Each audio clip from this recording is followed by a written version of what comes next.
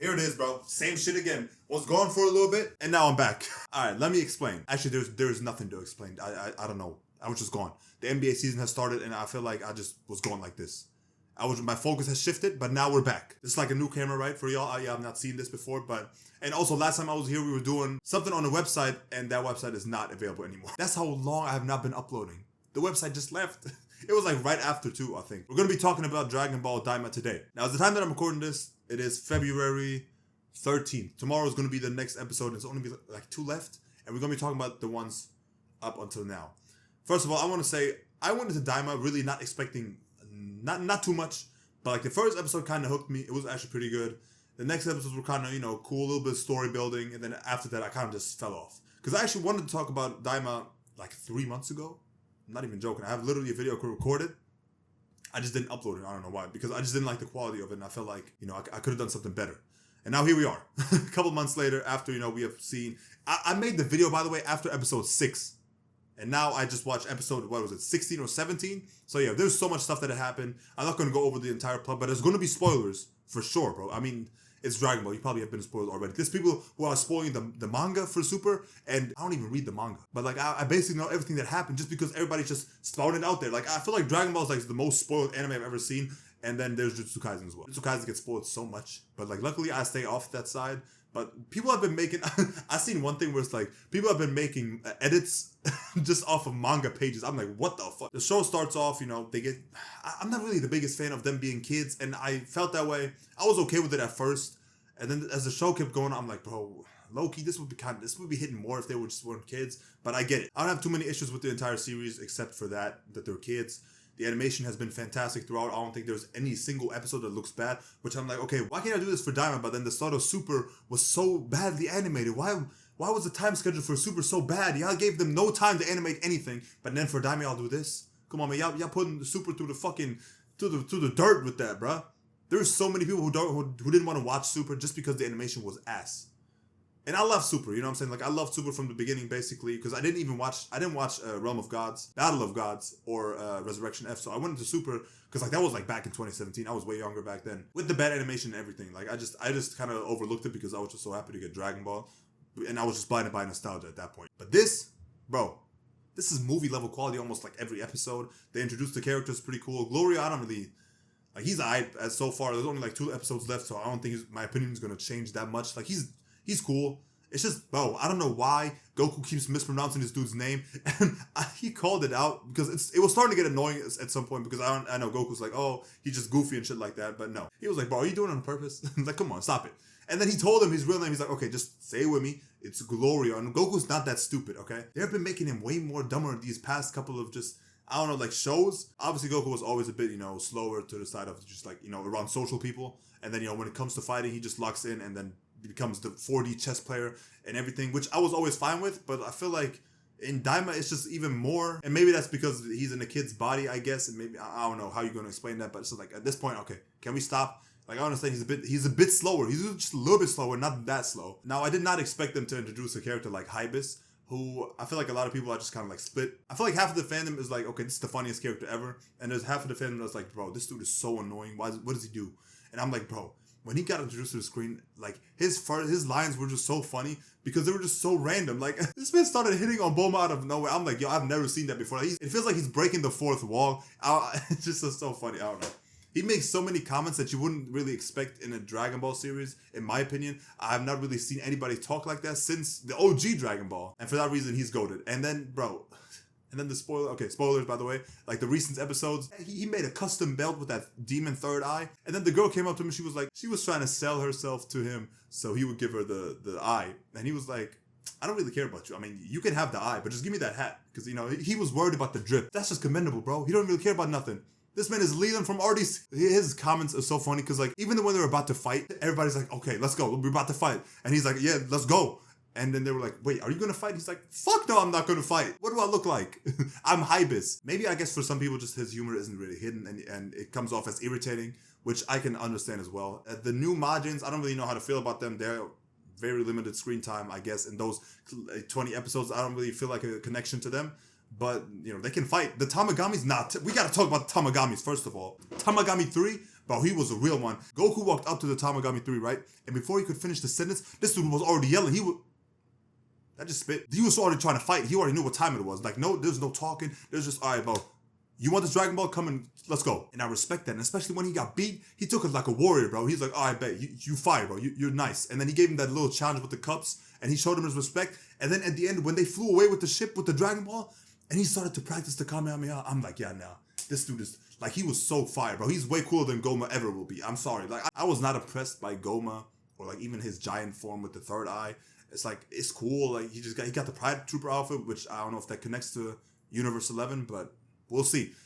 Overall, though, like, nah, Tamagami 3, as a bad guy, quote unquote bad guy for one episode, but nah, he killed that shit. He was so fire. I don't know why, like, he didn't really feel like a henchman, you know what I'm saying? Like the other, like the Ginyu Force knockoff, they feel like henchmen, you know what I mean? But he was not, he was the real deal. He was actually a warrior. Same with the other Tamagamis, which, Tamagami 2, he got to see Super Saiyan 3 Vegeta, which I did not expect. For Vegeta, and it was just so nonchalant, like, oh yeah, he just has that.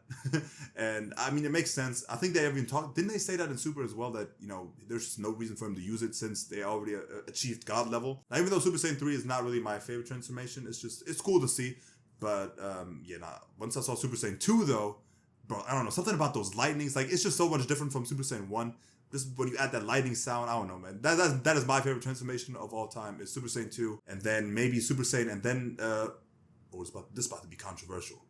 Super Saiyan Blue? I love Super Saiyan Blue. Like, every time I know people have been like, oh, it's overused and shit like that, but I'm like, bro, I just like to see it. Every time he goes blue, whether it's Goku or Vegeta, like the colors, I like the colors, and the music hits, and then the crystal, nah, I don't know, man, it's fire. It's top 3 for me. I feel like that opinion just made my credibility go like down like this, which, I mean, if this is your first time seeing me, I might not have any credibility in the first place. So, but yeah, right now they're just, you know, fighting the giant form of Gon, which I wish they would have given him a different design. He doesn't really look scary to me. He doesn't really look intimidating or anything like that, which I know he doesn't have to be. But also, what the fuck, bro? The Supreme Kai's brother, like, he just went down like that. That shit was his plan was so ass. Which I felt like maybe he's gonna come back and make something happen. I don't know what's gonna happen anymore. I'm so glad we live in a time right now where we have Dragon Ball content and nobody can spoil it right now. Nobody knows what's going on except for the animators and maybe, you know, the people who make the gacha games, like, you know, Dokkan Legends and shit like that. One thing I just didn't understand about the last week's episode, like, it was a good episode, you know, the fighting was pretty good. Of course, animation, like I already told y'all, was movie-like. Maybe better than some movies, I don't know. But, like, why was Goku fighting him in base form? He was fighting the giant form of Goma in base form. Why? Why are you wasting my time like this? And of course, we know Goku does this before. Like, say, for example, against Jiren, he was doing that, and he immediately went to every level. But I like it. Like, there was a point.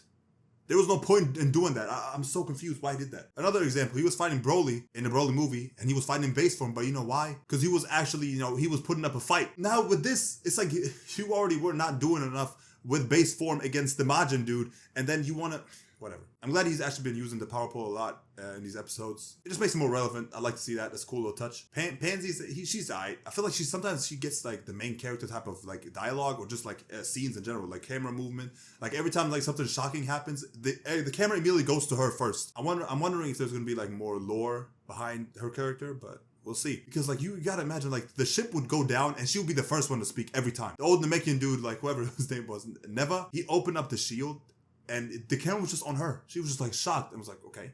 They didn't even show, like, the other characters. Like, Goku was, it's so funny because Goku was literally falling to his death and nobody cared because, like, I felt like they knew that Goku was gonna fly back up. She was like, no! Like, she was the first one to run to the thing, which is, I don't know, it's kind of funny to me. The craziest thing I've ever seen was, people have been saying that Daima is already better than Super. I'm like, whoa, hold on, bro. No. I don't care. No. Super did not just get good at Tournament of Power, bro. Super was all, hey, that is my opinion, right? You can have your opinion saying that Daima is better than the first 20 episodes of Super, but to say the entirety of Super, that's completely cap. Universe 6 versus Universe 7 was fire. Some people say that it was boring. Super Saiyan Blue Kaioken, Vegeta versus Kappa and the whole lineage thing. And then you see Hit for the first time with Goku as well. Like, nah. And we get introduced to a whole nother universe. Like, what? What do y'all want?